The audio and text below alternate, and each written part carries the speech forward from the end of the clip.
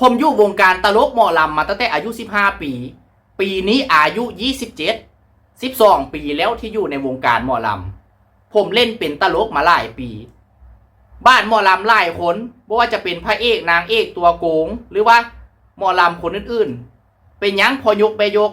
จังเอาพวงมาลัยเงินมาห้อยคอมีแต่แบงค์ร้อยแบงค์สาวแบงค์50แบงค์500แบงค์พันเต็มคอเลยเพราะว่าซุ่มนี้ท่านเป็นหมอลำที่ยอดนิยมแต่ว่าตัวตลกนี่หลายคนเขาไม่ค่อยจำดอกถ้าเขาบ่ดังอย่างเช่นผมนี่เล่นเป็นตลกได้ติปจากหน้าเวที20 บาท50 บาท100 บาทค่าตัวผม300 บาทมันก็ดีอยู่เด้ถึงในใจผมนี่อยากจะเป็นหมอลำก็ตามแต่ว่าเล่นเป็นตลกซ้ำนี่ก็เพียงพอแล้วเพราะว่า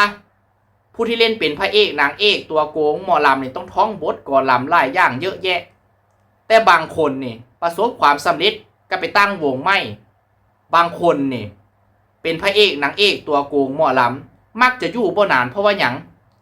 คนบางคนนี่หมอลำบางคนนะเน้นย้ำว่าบางคนเงินที่ได้ติปจากพ่อยกแม่ยกมาเป็น10,000 20,000เอาไปเล่นการพนันกินเหล้าเมายาไปใส่อบายมุกเมิดตัว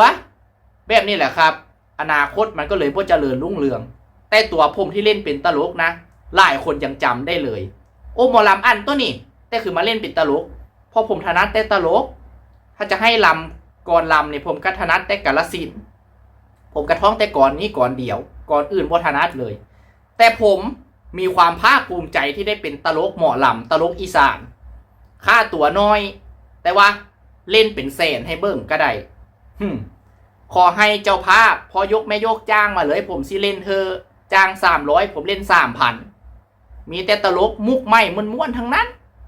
เพราะฉะนั้นซอยสนับสนุนตัวผมเด้อหมอลำอั้นผาม้วนนี่แหละครับขอบคุณครับ